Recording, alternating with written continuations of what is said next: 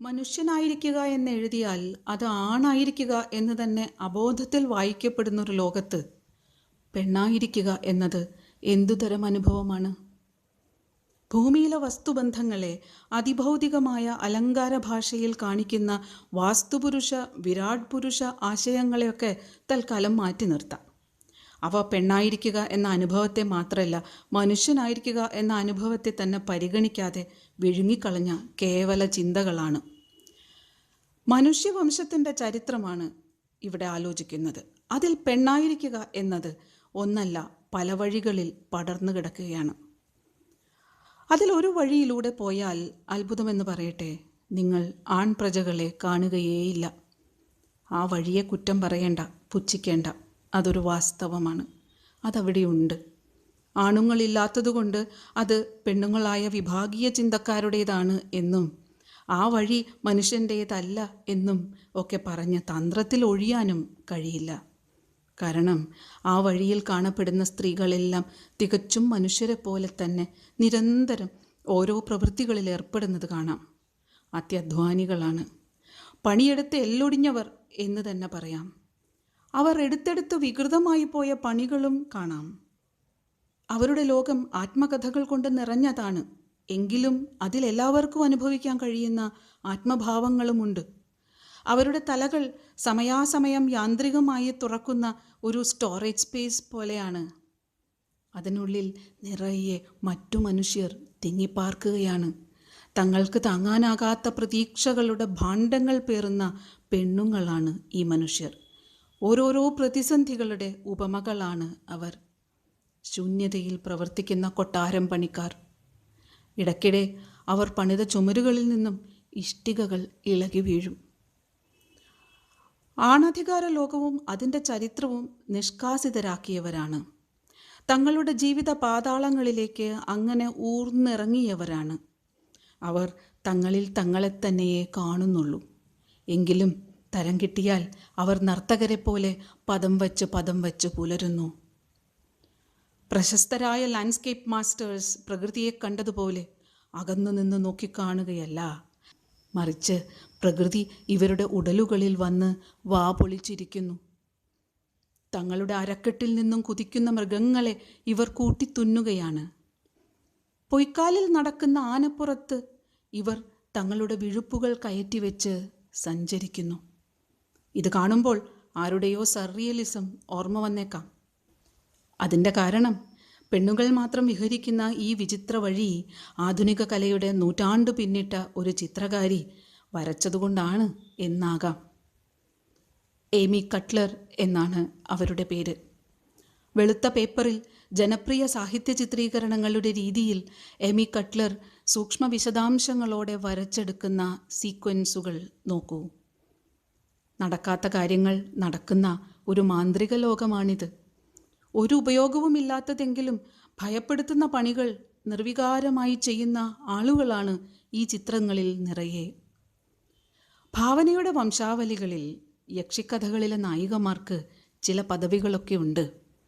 പിതൃഭവനം വിട്ട് കാമുകരോടൊത്തുള്ള രാജകുമാരിയുടെ ഒളിച്ചോട്ടം, അനീതികൾ സഹിച്ചിരുന്ന അടിമപ്പെണ്ണ് ഒടുവിൽ രാജാവിനെ കല്യാണം കഴിക്കുന്നത്, ഇതൊക്കെ എക്കാലത്തും ത്രസിപ്പിക്കുന്ന കഥകളാണ്. പുരുഷൻ്റെ വീരേതിഹാസങ്ങളായ പുരാണ കഥകൾ പോലെയല്ല സഹനശക്തരായ പെണ്ണുങ്ങൾക്ക് ഭാഗ്യം കൊണ്ടുവരുന്ന യക്ഷിക്കഥകൾ. അവരുടേത് ഒരു മാന്ത്രിക ലോകമാണ്. ഈ ലോകത്ത് പെണ്ണായിരിക്കുന്ന അനുഭവം എന്തെന്നതിനെ നിർവചിക്കുന്ന നാട്ടുവഴികളിൽ ഈ മാന്ത്രികത പലപ്പോഴും നിർണായകമാണ്. അവയുടെ പശ്ചാത്തലം നാട്ടുജീവിതങ്ങളും കാടുകളും ഗ്രാമങ്ങളുമാകും. കട്ട്ലറുടെ ചിത്രണം അവയുടെ കഥാപുസ്തക ചിത്രീകരണ ശൈലി കൊണ്ട് യക്ഷികഥാലോകങ്ങളുമായി ഒരു തരം പരോക്ഷ ബന്ധം സൂക്ഷിക്കുന്നുണ്ട്. ആ അർത്ഥത്തിലും ഇത് സ്ത്രീകഥാപാത്രങ്ങൾ മാത്രം കാണപ്പെടുന്ന ഒരു ചിത്രലോകമാകുന്നുണ്ട്. പക്ഷേ കട്ട്ലറുടെ ചിത്രണങ്ങളിൽ നിറയെ നിശൂന്യമായ നിർവികാരമായ അധ്വാനത്തിലേർപ്പെട്ട യക്ഷികളാണ്. അസ്വസ്ഥജനകമായ ഒരു സമാന്തര ലോകം. ഇലസ്ട്രേഷൻസ് എന്നറിയപ്പെടുന്ന ആധുനിക ചിത്രീകരണങ്ങളുടെ ഭാഷയും ഒരു സമാന്തര ദൃശ്യജീവിതം ഉള്ളതാണ്. പൊതുവെ ഉന്നതമായ കലാസൃഷ്ടികളുടെ ഗണത്തിൽ നേരിട്ട് പെടാത്തതാണ്. അവ കുട്ടികൾക്ക് വായിക്കാനും മുതിർന്നവരുടെ വിനോദ സമയങ്ങൾക്കുള്ളതാണ് എന്ന് പൊതുവെ കരുതപ്പെടുന്നുണ്ട്. കട്ട്ലറുടെ ദൃശ്യഭാഷ ഈ ജനുസിൽപ്പെടുന്ന പല സാംസ്കാരിക സ്രോതസ്സുകളിൽ നിന്നും കടം കൊള്ളുന്നുണ്ട്. വിക്ടോറിയൻ ഇംഗ്ലണ്ടിലെ സാഹിത്യ ചിത്രീകരണങ്ങളും ജാപ്പനീസ് ഉക്കിയോയെ പ്രിൻ്റുകളിലെ വസ്ത്രാലങ്കാരങ്ങളും പല നാടോടി സംസ്കാരങ്ങളിൽ കാണുന്ന പേപ്പർ പാവകളും ക്വിൽറ്റുകളിലെ ആപ്ലിക് വർക്കുകളുമൊക്കെ ഈ അമേരിക്കക്കാരിയുടെ സമാന്തര ലോക നിർമ്മാണത്തിലെ ദൃശ്യപരതയിലുണ്ട്. കഥകൾ വെറുതെ ഉണ്ടാകുന്നതല്ല, മനുഷ്യർ സ്വന്തം അഭിരുചിക്കനുസരിച്ച് പാചകം ചെയ്യുന്നവയാണ്. അതുകൊണ്ട് യക്ഷിക്കഥയുടെ സാമഗ്രികൾ ഉപയോഗിച്ച് നിങ്ങൾക്ക് തികച്ചും സമകാലികമായ രാഷ്ട്രീയ കഥ മെനയാം. ഉദാഹരണത്തിന് ഏമി കട്ട്ലർ കടുവയെക്കുറിച്ചുള്ള കഥ ഇതാ ഇങ്ങനെയാണ് വരയ്ക്കുന്നത്. 3 പെണ്ണുങ്ങൾ ഏതോ ചെടിക്കൂട്ടങ്ങൾക്കിടയിൽ അവരെക്കാൾ വലിയ കടുവകളെ മടിയിലെടുത്തു വെച്ച് ഒരുമിച്ചിരിക്കുകയാണ്. മോഹനിദ്രയിൽ അകപ്പെട്ടവരോ ശത്രുമൃഗവുമായുള്ള യുദ്ധത്തിൽ ചത്തവരോ ആകാം കടുവകൾ. 3 പെണ്ണുങ്ങളും അവരുടെ മുറിവ് തുന്നിക്കൂട്ടുന്ന വിദഗ്ധകളാണ്. അതവരുടെ തൊഴിലെന്ന പോലെയാണ് ചെയ്യുന്നത്. തന്നെക്കാൾ വലുതൊന്നിൻ്റെ സാമീപ്യം, ആ സാമീപ്യത്തെ നിരന്തരം കൈകാര്യം ചെയ്യേണ്ടതിൻ്റെ ആവശ്യകത, ഇതൊക്കെ പെണ്ണായിരിക്കുന്നതിൻ്റെ കഥയിലെ കടുവയുടെ സാമീപ്യം പോലെയാണ്. വലിയ മാസ്റ്റർ പീസുകളുടെ ചരിത്രത്തിലുണ്ട് തന്നെക്കാൾ വലുതൊന്നിനെ താങ്ങുന്ന പെണ്ണിൻ്റെ ബിംബം. ദൈവപുത്രനെ മടിയിൽ താങ്ങുന്ന മേരിയെപ്പോലെ. പക്ഷെ നാട്ടുയക്ഷിക്കഥകളിൽ കഥ വേറെയാണ്. ഈ പെണ്ണുങ്ങളിൽ ഒരാൾ മാത്രം നായികയാവുകയോ അവളിൽ ദുഃഖം ഘനീഭവിക്കുകയോ ഒന്നുമില്ല. അവരുടെ മുഖം തന്നെ വ്യക്തമല്ല, എന്നിട്ട് വേണ്ടേ അവരിലൊരു വികാരം പുറത്തേക്ക് കൂടുകൂട്ടാൻ. ഇവർക്ക് ഉടൽ തന്നെ വികാരത്തിൻ്റെ അകമ്പൊരുൾ. അതുകൊണ്ട് അവർ തങ്ങളുടെ മുഖം കയ്യിൽ പിടിച്ച് എന്തിനോ വേണ്ടി കാത്തിരിക്കും. അല്ലെങ്കിൽ ഒരിറ്റു ചോര ചിന്താതെ മുഖം ഊരിയെടുത്ത് സ്വന്തം കാൽക്കീഴിൽ അമർത്തി ഒളിപ്പിക്കും. അപ്പോൾ പറഞ്ഞു വന്നത് കടുവയുടെ ഉപകഥയാണല്ലോ. യക്ഷിക്കഥകൾ നിഗൂഢമായ ഗ്രാമാന്തരങ്ങളിൽ നിന്ന് രൂപപ്പെടുന്നവയാണെങ്കിലും അവ എല്ലാ നാഗരികതയുടെയും ആധുനികതയുടെയും ക്രമങ്ങളിലുള്ള പുരുഷാധിപത്യത്തിൻ്റെ അബോധം തന്നെയാണ്. തനിക്ക് കൊന്നു തോലുരിഞ്ഞ് തലയിൽ ചവിട്ടി നിൽക്കാൻ പാകത്തിന് ഒരു പെണ്ണിൻ മുഖം വെട്ടിയൊട്ടിച്ച കടുവ വീട്ടിലുണ്ടായിരിക്കുന്നത് നല്ലതാണ് എന്ന് കരുതുന്ന ആ അബോധം ലിബറൽ മുതലാളിത്ത പുരുഷൻ്റെ ചരക്ക് പരസ്യങ്ങളിൽ ഇടയ്ക്കിടെ പ്രത്യക്ഷപ്പെടുന്നതാണ്. കടുവയ്ക്ക് മുന്നിൽ, പ്രതിസന്ധികൾക്ക് മുന്നിലെന്ന പോലെ തളരാതെ ഇളം കാറ്റിലെന്ന കണക്കെ ഉണർന്നു നിൽക്കുന്ന ഒരു പെൺകുട്ടിയെ പുതിയൊരു ഉപഭോഗ സമൂഹത്തിൻ്റെ നിർമ്മിതി കഥയിൽ കാണാം. വിക്ടോറിയൻ സദാചാര സൗന്ദര്യത്തിൻ്റെ സങ്കല്പങ്ങൾക്ക് വിരുദ്ധമായി യൂറോപ്യൻ മധ്യകാല ഭാവനയിൽ നിന്ന് പ്രീ റാഫലറ്റ് ചിത്രകാരന്മാർ ഓർത്ത് നിർമ്മിച്ച വിളറി മെലിഞ്ഞ ചെഞ്ചുണ്ടി പെൺമാതൃകകളുണ്ടല്ലോ, അവ പലതും പുരുഷനിലെ കടുവയെ വശീകരിച്ച് തനിക്കായി ഇണക്കുന്ന കഥാപാത്രങ്ങളാണ്, ടേമേഴ്സ്. ഈ പ്രീ റാഫലറ്റ് അഭിരുചി ഇന്നും ജനപ്രിയ ചിത്രകലയിൽ കാണാം. ഈ അർത്ഥത്തിൽ നോക്കുമ്പോൾ യക്ഷിക്കഥകൾ എത്രയോ സമകാലികമാണ്. എന്നാൽ ഏമി കട്ട്ലറുടെ ചിത്രകഥനങ്ങളിൽ ഇത്തരം വീരസ്യങ്ങൾക്കൊന്നും ഇടമില്ല. ഇതിലെ സമകാലികത വേറെയാണ്.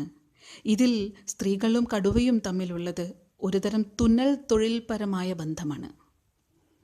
കടുവയുടെ മാത്രമല്ല, തോണിയുടെ ഉപകഥകളുണ്ട്. അനുഷ്ഠാന കലയിലെ എടുത്തുകെട്ടുപോലെയോ ഉടുത്തുകെട്ടുപോലെയോ അരഭാഗത്ത് തോണി ഉറപ്പിച്ചു നിർത്തിയ സ്ത്രീകൾ, അവർ പരസ്പരം കൂടി നിൽക്കുമ്പോൾ ഈ വെച്ചുകെട്ടുകൾ അവരുടേതല്ലാത്ത കാരണത്താൽ പരസ്പരം ഉടക്കുന്നതും കാണാം.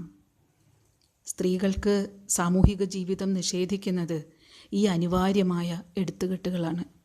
പക്ഷെ അവയുമേന്തിയുള്ളൊരു സംഘജീവിതം നടക്കാതിരിക്കുന്നില്ല.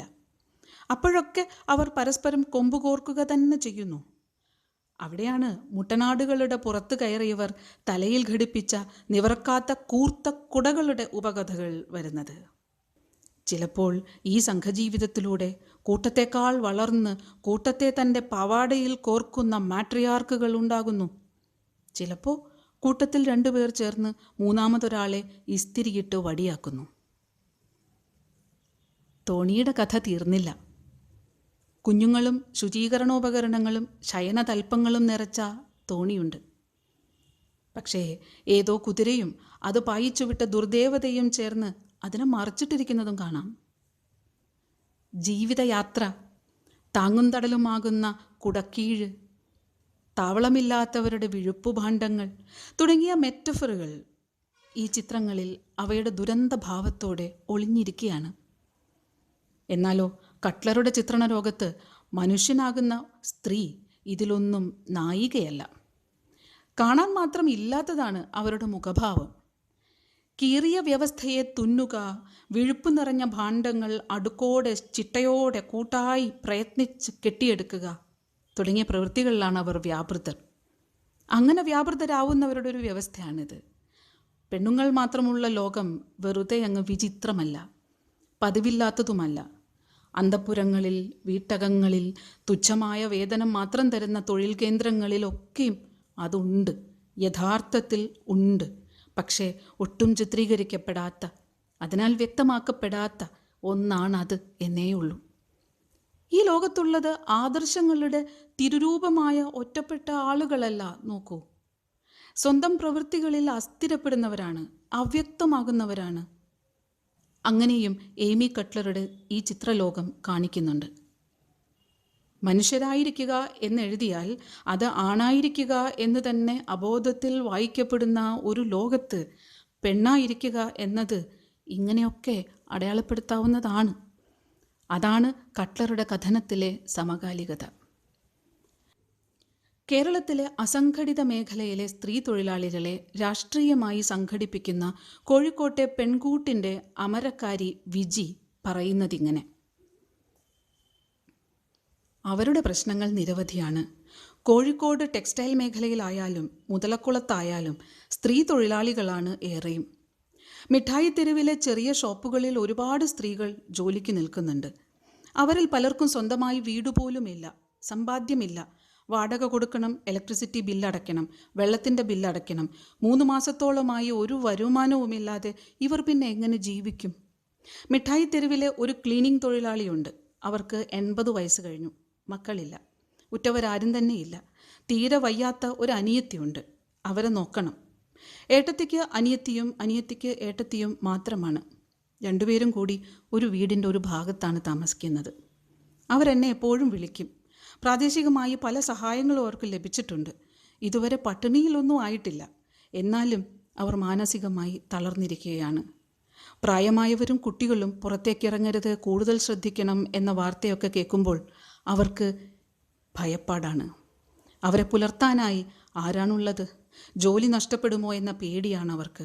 ഞാൻ ആശ്വസിപ്പിക്കും, നമ്മുടെ മിഠായി തെരുവല്ലേ, ജോലിയൊന്നും പോവില്ലെന്ന്. അപ്പോൾ അവർ ആശ്വസിക്കും. സ്വന്തമായി അധ്വാനിച്ച് ആരെയും ആശ്രയിക്കാതെ ജീവിക്കുന്ന വിധവയായ ഒരു തൊഴിലാളി സ്ത്രീയുണ്ട്. വാടക വീട്ടിലാണ് താമസം. ലോക്ക്ഡൗൺ ഇളവുകൾ വരാൻ തുടങ്ങിയപ്പോൾ വീട്ടുടമ വാടക ചോദിച്ച് ബുദ്ധിമുട്ടിക്കാൻ തുടങ്ങി.